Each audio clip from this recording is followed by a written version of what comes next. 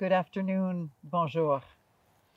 Bienvenue and welcome to our 10th annual Butterfly Memorial event, organized by the Ottawa chapter of Bereaved Families of Ontario. Today's event is held in memory of our loved ones and is being filmed in the Botanical Gardens at Beechwood, the National Cemetery of Canada. Today we remember all those we love who walk with us no more. Children, brothers, sisters, mothers, fathers, partners, and friends, dear ones who live on in our hearts and memories. In these times of COVID, the bereaved are dealing with the added burden of not gathering with relatives and friends to celebrate and to mourn the lives of those they have lost in the ways they would like to. We at BFO Ottawa thus felt it was important to maintain our butterfly event in support of families who have lost loved ones during this difficult time. Afin de fournir un environnement sûr à nos conférenciers et l'équipe de tournage, l'événement d'aujourd'hui a été pré-enregistré conformément à la réglementation COVID du gouvernement de l'Ontario. Nous espérons que la cérémonie et l'envol des papillons vous réconforteront. Je m'appelle Juliane Levette. Je suis le gestionnaire des programmes de BFO Ottawa et je serai votre animatrice cet après-midi. L'amour que j'éprouve pour les familles endeuillées découle de ma compréhension personnelle et mes expériences avec la perte d'êtres chers. Je crois qu'il est très utile d'honorer ceux qui nous ont précédés et de maintenir les liens que nous partageons avec eux encore. Poser ce geste contribue à notre propre bien-être et à celui de ceux qui nous entourent. Following this introduction, Elaine Dean, the chair of the BFO Ottawa board, will say a few words about BFO's programming and accomplishments. Next, one of our dedicated volunteers, Madeleine Deloge, will read a poem by the great French writer Victor Hugo. Finally, we will welcome this year's guest speaker, Dina Bell-Laroche. Dina will talk about her sister Tracy and how grief stays with us for longer than we want to admit out loud. She will share with us her journey of grappling with grief. Ensuite, après la conférence, aura lieu les lâchers des papillons dans le jardin botanique. À présent, j'aimerais céder la parole à Elaine Dean, présidente du conseil d'administration de BFO et elle-même un parent endeuillé. Elaine. Thank you, Julianne, and thank you everyone who is watching for joining us here today. The reason I'm standing here in front of you is that my beautiful 20-year-old son, Chris, left this earth at the beginning of 2014. I have experienced the help and support of BFO Ottawa and feel my life has turned out differently, better because of this. My son, Chris, is still a very important part of my life and always will be. En étant ici aujourd'hui, nous faisons tous partie de BFO Ottawa et nous nous réunissons par amour et en souvenir. I'd like to tell you a little bit about our programs, which is where the money that you've contributed by being here today will go. For me, what makes BFO Ottawa so special is the closed groups we offer twice a year. When my husband and I signed up for one in the spring of 2014, we were in the depths of our grief. I didn't know yet what I didn't know about grief. I only knew that I was in so much pain and I missed my son so much. We became part of a group of other parents who had also recently lost a child, sharing our stories and participating with them each week with the support of our talented facilitators with lived experience. I can't tell you how much that program meant to helping me heal in a healthy way. In addition, we offer support and share nights on the first Tuesday of every month, where people from all walks of life come to listen to our guest speaker and then participate in separate grief support groups. And for those who need immediate support, we hold support and share afternoons every Thursday afternoon from noon to 1:30. People who join this program come together with others who've experienced different losses to receive support and share their stories with each other. We also offer art therapy workshops, and we share our knowledge with others in the Ottawa community. Everyone in our organization has either lived or professional experience, and like me, has decided that they would like to pay it forward and help others, just like we ourselves have been helped when we needed it the most. We help people who've experienced many different types of losses. Everyone is welcome, regardless of their religion, culture, age, gender, physical ability, or financial status. Je suis fière de faire partie du conseil d'administration de cette petite organisation, car je veux le voir grandir et aider davantage de personnes en deuil à Ottawa. Nous sommes si nombreux, surtout maintenant, et nos mondes sont meilleurs lorsque nous pouvons être là les uns pour les autres. We hold 2 memorial events each year, which gives us all the opportunity to come together and share the love and the loss we feel. Again, thank you for being here, for sharing this space with us, and for contributing to our small local charity. We hope that today's ceremony is meaningful for you, and it helps you remember and hold that special space in your heart for your loved one. I would now like to call on Madeleine Deloge to come to the podium to read a piece by the great French writer Victor Hugo. Demain dès l'aube, tomorrow at dawn, is a short and poignant poem about a visit to his daughter's grave. The poem was first published in 1856 in his book Les Contemplations. Demain dès l'aube de Victor Hugo. Demain dès l'aube, à l'heure où blanchit la campagne, je partirai. Vois-tu, je sais que tu m'attends. J'irai par la forêt, j'irai par la montagne. Je ne puis demeurer loin de toi plus longtemps.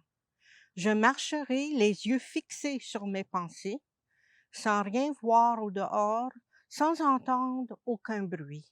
Seul, inconnu, le dos courbé, les mains croisées, triste, et le jour pour moi sera comme la nuit. Je ne regarderai ni l'or du soir qui tombe, ni les voiles au loin descendant vers Harfleur. Et quand j'arriverai, je mettrai sur ta tombe un bouquet de hous verts et de bruyères en fleurs.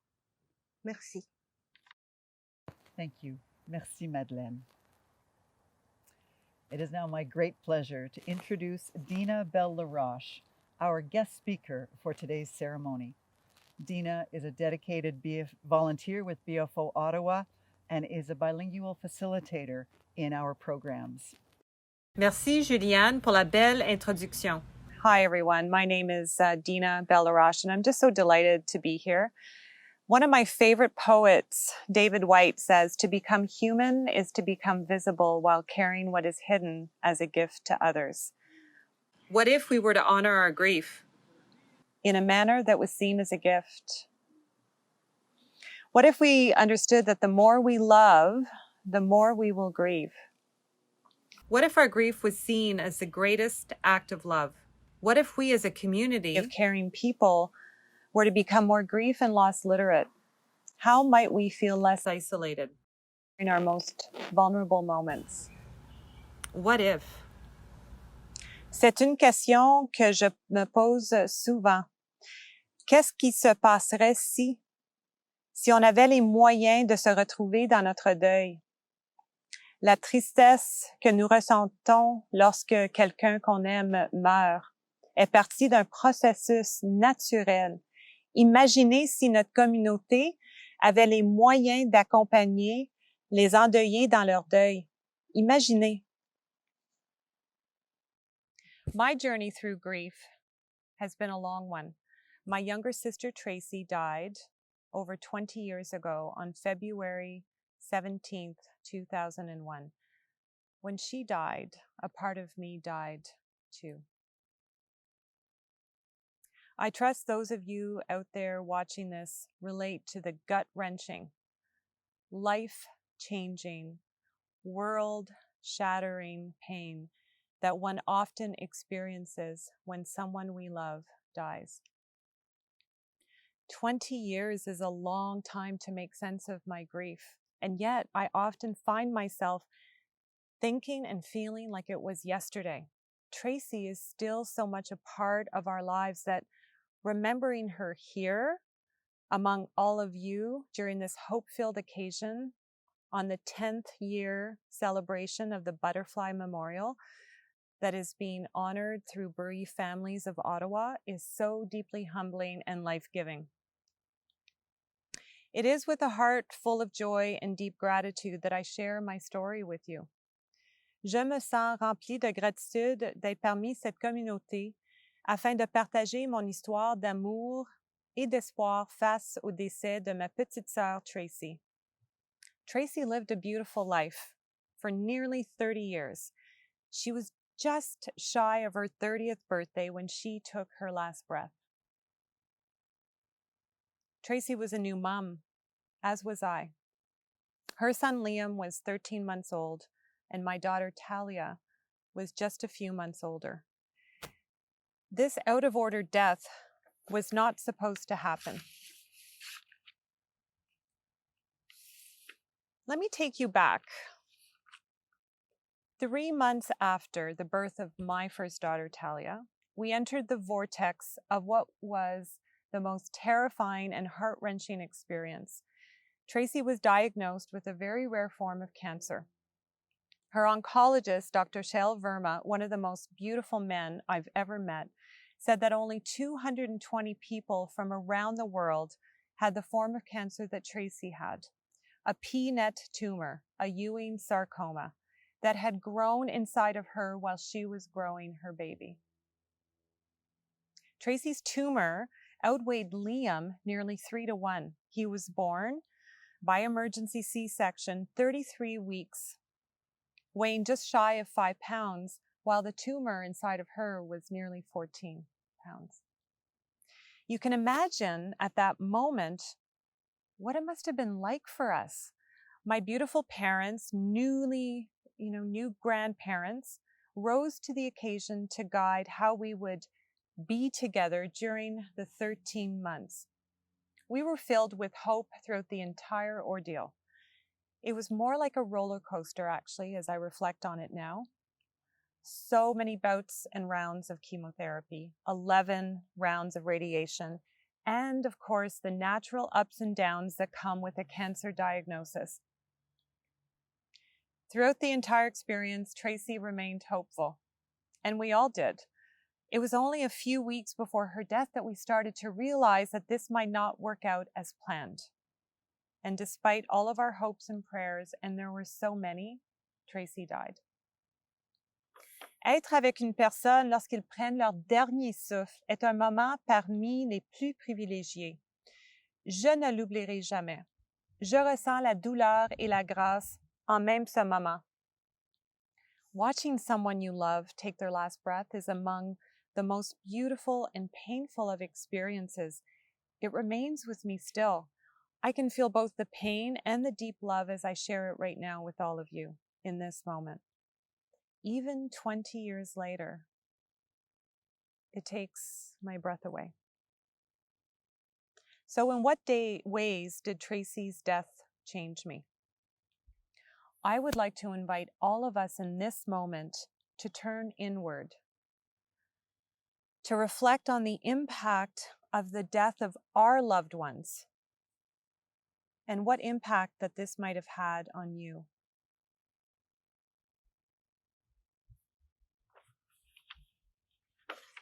C'est tellement personnel.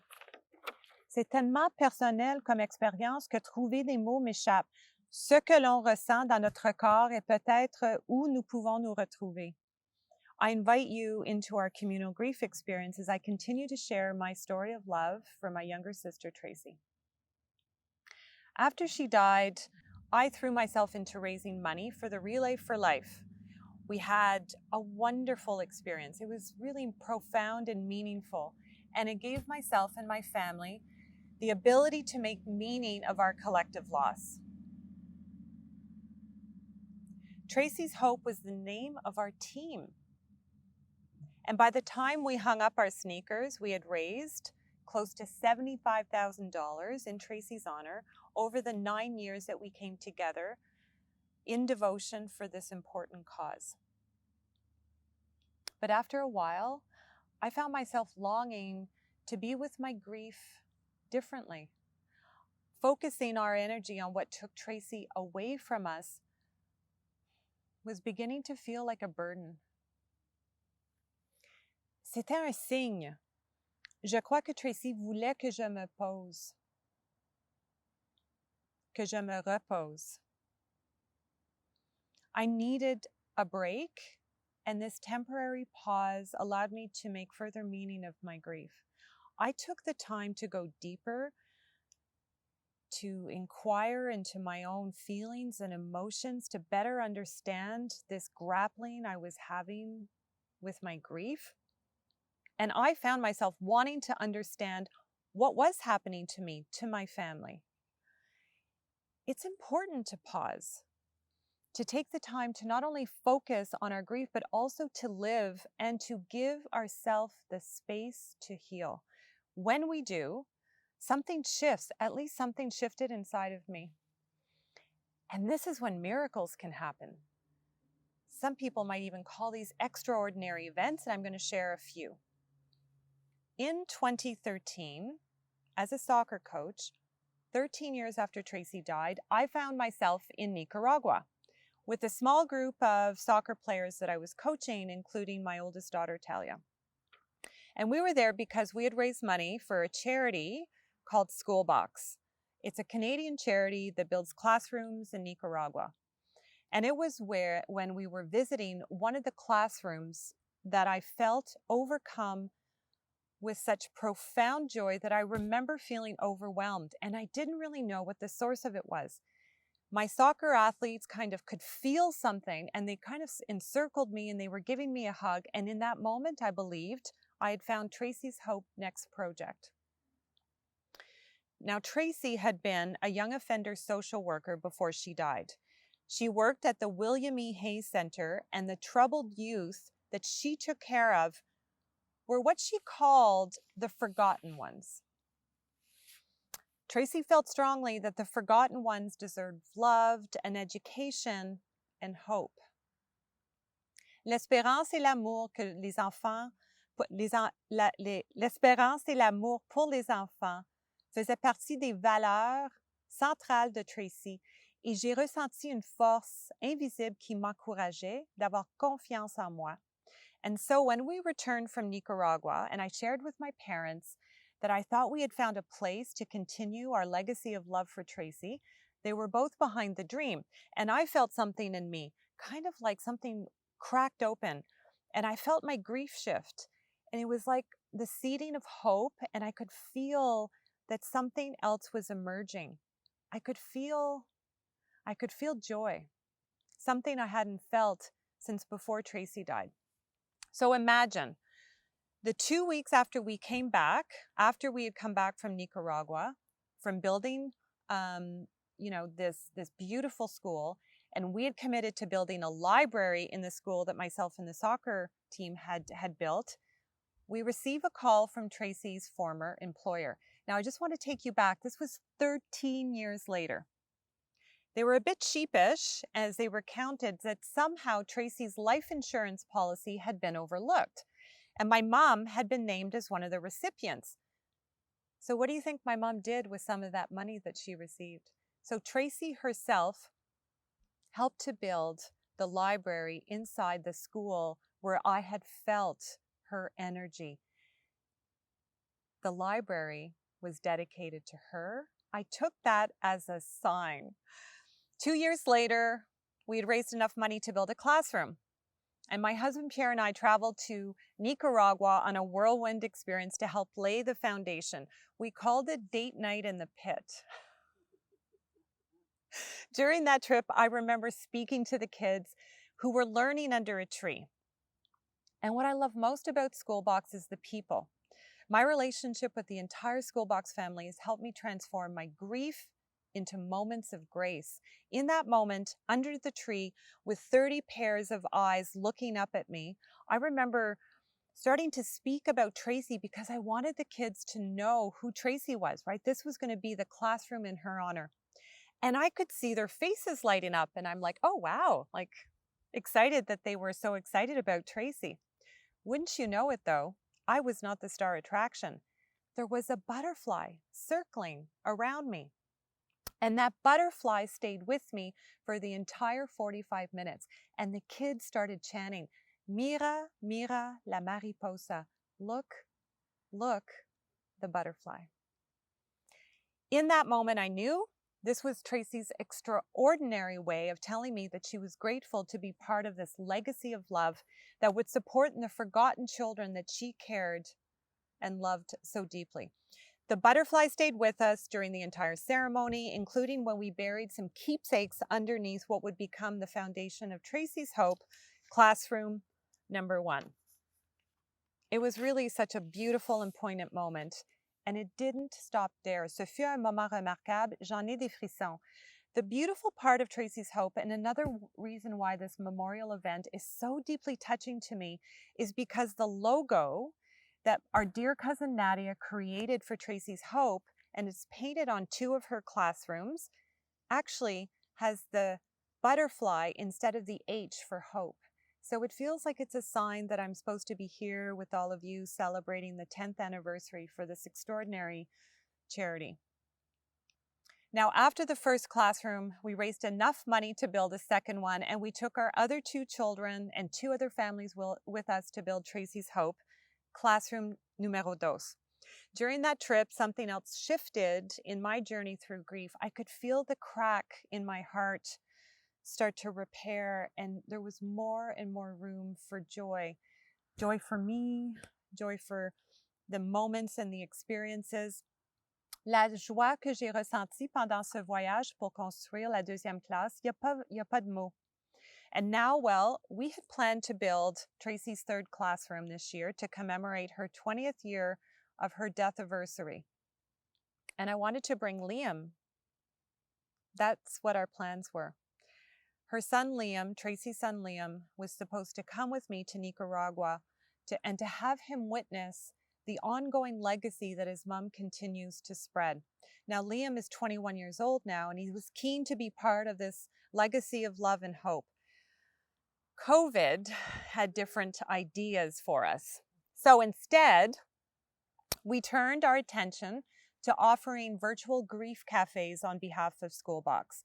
And this fundraiser, we've hosted 9 of them now.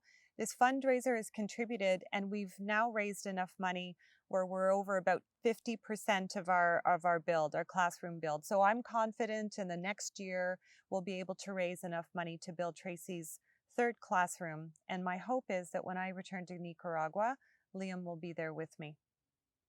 So instead of going to Nicaragua, we held a virtual 20th year gathering for family and friends who wanted to honor and take a moment to reflect on Tracy and the ongoing impact that she has on them. I can't say enough how meaningful it is to continue our bonds with the deceased. It provides a source of comfort, and if we're lucky enough, more extraordinary moments. So here's another one. One of Tracy's young offenders, one of the kids that she had an impact on when she was working at the William E. Hayes Center, tracked me down about 4 years ago. She was looking for Tracy because she was a mom now too, and she was tracking down the women in her life that had made a powerful difference to her. And Tracy was one of them. She was devastated when she found out on social media that Tracy had died, but then saw all of our legacy work that's been written about. So she reached out to me on Facebook. I'll never forget it. I was in a parking lot, and I remember turning to my husband, Pierre, and my knees are shaking actually as I recount this and saying, Pierre, one of Tracy's young offenders contacted me and wants to know if we can connect. And so connect we did. And this beautiful woman actually joined us for the 20th celebration. And the entire gathering was so moved to hear firsthand the impact that Tracy had had on her 17, 20 years ago. It was surreal to think that Tracy continues to bring people together. There wasn't a dry eye on Zoom during that night. As I complete my time with you this evening, I'd like to offer a few grief wisdoms that I've acquired through my journey through grief. No platitudes or promises, just some of what I've come to learn about being with my grief from a place of hope. Pour moi, le décès de Tracy n'était pas la fin de ma relation avec ma sœur. Avec le temps et l'effort, j'ai su développer une nouvelle relation. Une relation qui m'a nourrie malgré le fait qu'elle n'est pas ici de la façon que j'aimerais. So I'm back at school now. I'm taking thanatology courses, which is the study of death and loss. And I'm doing this in honor of Tracy. I'm offering grief coaching to support the bereaved from a place of health and wholeness. I'm teaching others to be with the bereaved so that we can build a community of grievers and grief companions that can sit or stand shoulder to shoulder without hurrying people along in their grief or rewarding them for being stoic. I'm also writing a book to talk about some of what I've learned. And my hope is that the book captures what happens to people when they lose someone that they love deeply and offers them a way to companion themselves. Most of the people who are bereaved are going to get through it. My hope is that people don't feel so isolated and alone along the way.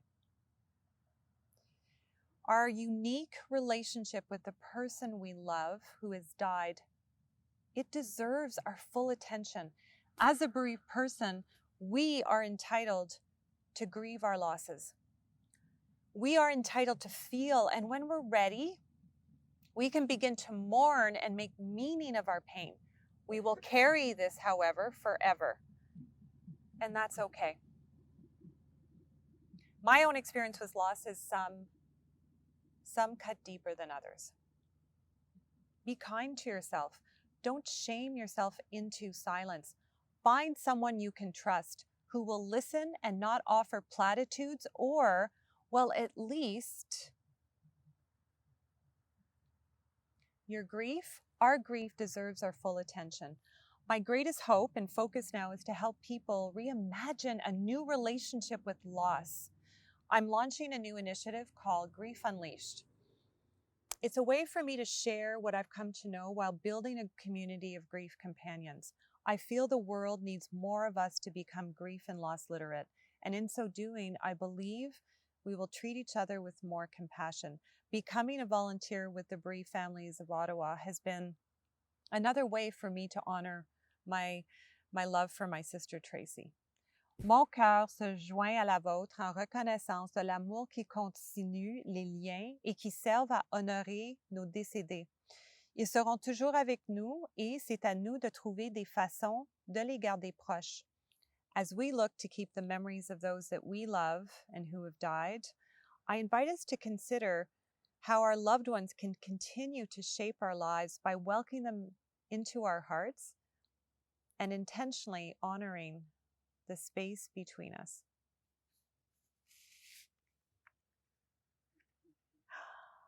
Oh, look at the butterfly. Mira, mira la mariposa. La mariposa. Come on.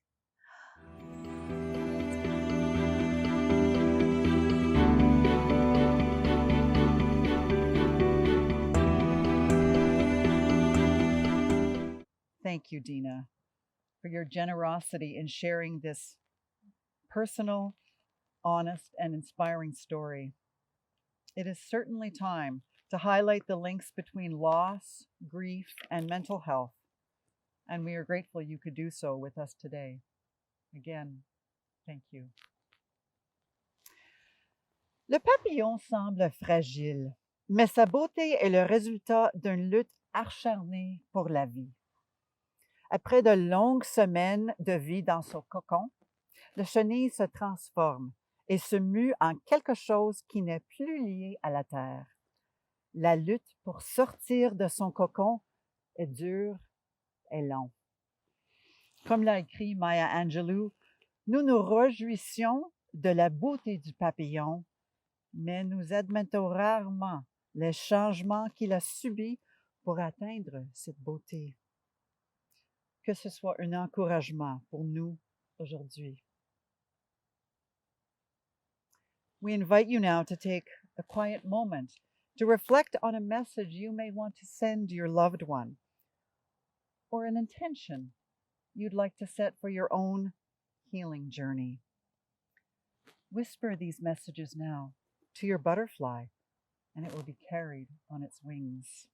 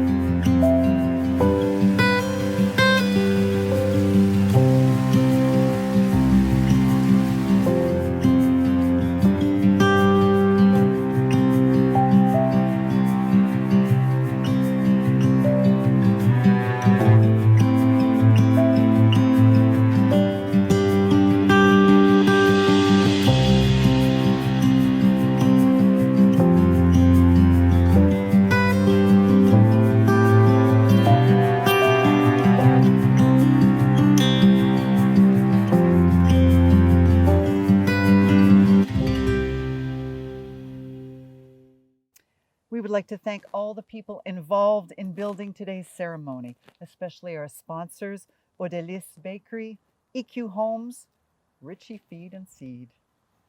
Je tiens également à remercier Nick McCarthy, le directeur du marketing, communication et de la sensibilisation communautaire chez Beechwood, ainsi que tous les personnels du cimetière Beechwood pour son soutien et leur assistance dans le montage de cet événement dans un si bel endroit. Nous vous remercions très sincèrement pour votre soutien et votre disponibilité. To our donors and attendees, we are grateful for your generous contributions to BFO Ottawa that provide significant support in offering our programs to the bereaved. We'd like to play again the photo montage you saw at the start of the event. Feel free to pause on your loved one's photo should you choose to enjoy that moment a little longer. Thank you, all of you, for being with us today.